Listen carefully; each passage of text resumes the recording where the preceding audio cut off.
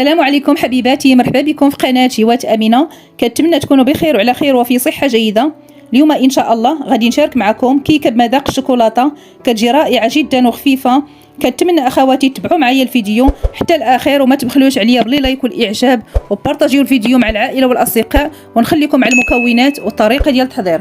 بالنسبه للمكونات ديال الكيك كنحتاجو هنا 3 ديال الحبات ديال البيض بدرجه حراره الغرفه، وكاس ديال الحليب فيه واحد معلقه كبيره ديال نسكافيه، وكنحتاجو هنا كاس لاروب ديال الزيت، وكاس مع مرش ديال السكر حبيبات او سكر سنيده، 2 ساشيات 16 غرام، واحد الساشيه ديال الفاني كنكهه، وجوج معالق كبار ديال الكاكاو المر، قبيصه د الملحه، ومعلقه كبيره د الخل، وجوج كيسان ونص ديال الدقيق نوعيه ممتازه. دابا غنمشيو للطريقه ديال التحضير. بالنسبه للطريقه ديال التحضير انا هنا خديت بول وضعت فيه 3 ديال الحبات ديال البيض كيكونوا بدرجه حراره الغرفه، كنضيف ليهم واحد ساشيه ديال الفانيلا كنكهه، وغادي نضيف قبيصه ديال الملحه، وغادي نضيف كذلك كاس مع مرش ديال السكر سنيده او سكر حبيبات صافي، وغادي نخلط الكل جيدا بالخلاط الكهربائي، يمكن لكم تستعملوا الخلاط اليدوي صافي. وغادي نخلط المكونات جيدا حتى كتنسجم ليا صافي، وغادي نخلط الكل جيدا حتى كيتضاعف ليا الحجم ديال البيض ويكون ابيض باش كينجح معنا الكيك وكيكون خفيف، حقاش قد ما طربنا البيض مزيان قد ما خفاف لينا الكيك، ما خصناش نزربوا عليه. وهنا كما كتشوفوا من بعد ما طربنا البيض مزيان وضاعف الحجم ديالو غادي نضيف الزيت على دفعات وانا كنخلط.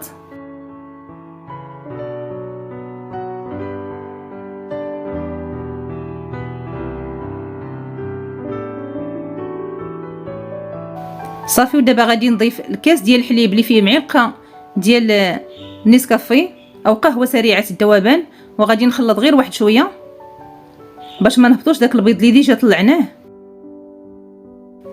ودابا البنات غادي نضيف النواشف، غادي نضيف 2 اكياس من الخميره بيكن باودر 16 غرام،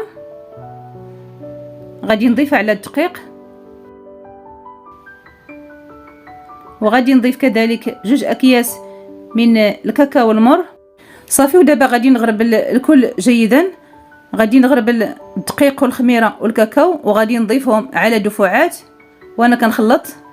وبالنسبه للدقيق البنات كيبقى على حساب النوعيه، كاينه النوعيه اللي كتشرب وكاينه النوعيه اللي ما كتشربش، المهم عينيكم ميزانكم صافي. وكنخلطوا الكل جيدا حتى كيندمج ليا الخليط وكيتخلطوا جميع المكونات كما كتشوفوا. كيجي الخليط ديالنا على هذا الشكل هذا صافي. وغادي نضيف دابا معلقه ديال الخل كاخر مرحله اللي كيخلي الكيك ديالنا كيجي هشيش واسفنجي.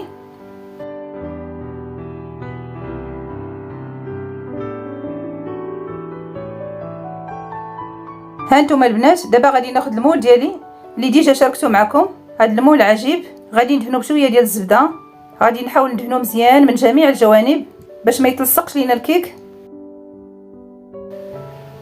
صافي. ودابا غادي نغبرو بشويه ديال الدقيق، نحاول ندوزو مزيان في المول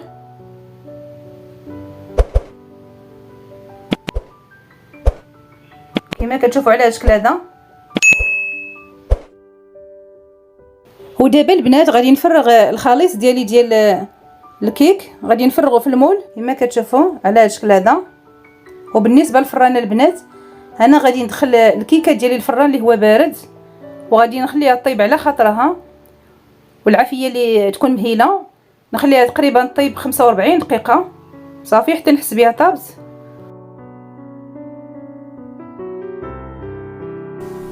وبالنسبه للفرن الكهربائي البنات خاصكم تعلوا ليه على 160 درجه، النار من الاعلى ومن الاسفل، ضروري تكون درجه الحراره منخفضه باش يلا طيب على خاطرها تقريبا 40 دقيقه.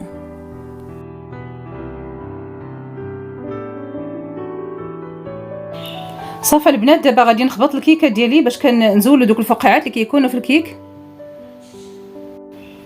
وبالنسبه للغاناش البنات كنحتاجوا هنايا 2 كيسان ديال الحليب يكونوا عامرين، وكنحتاجوا 2 معالق كبار ديال السكر سنيده او سكر حبيبات، و2 معالق كبار ديال النشا اللي هي نشا الذره،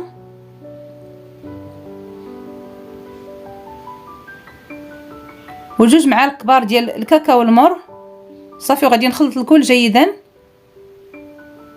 ومباشره غادي ندعم على النار مع التحريك المستمر. هانتوما البنات كما كتشوفوا كنستمروا في التحراك ديال الكاناج ديالنا، ما كنتوقفوش باش ما يتحرقش لينا الكريمه. صافي البنات، هنا كما كتشوفوا من بعد ما عقد لينا الكاناج غادي نضيف القليل من الشوكولاته لتعزيز الذوق. صافي وغادي نخلط مزيان حتى كتذوب.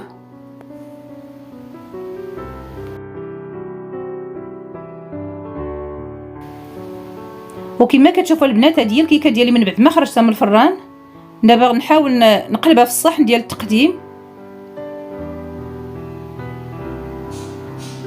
بالنسبه للمول راه ما كيلصقش. صافي وغادي نفرغ فيه الكاناج ديال الشوكولا اللي حضرت معكم، وغادي نحاول نقادها مزيان باش كتعطيني واحد السطح اللي هو مستوي كما كتشوفوا على هذا الشكل هذا. وبالنسبه للتزيين البنات كيبقى اختياري، وكيكون هذا هو الشكل النهائي ديال الكيكه ديالنا من بعد ما زينتها بحبيبات من الشوكولاته والقليل من الفيتين. وبالنسبه للكيكه البنات في المذاق ولا اروع، كتجي لذيذه بزاف ومعلكه بالشوكولاته. كنتمنى الوصفه ديال اليوم تنال الاعجاب ديالكم وتجربوها. والى عجبكم الفيديو ما تبخلوش عليا بلي لايك ديالكم والاشتراك في القناه باش توصلوا بجديد الوصفات. وكنشكركم بزاف على التعاليق الجميله ديالكم، والى فيديو قادم ان شاء الله.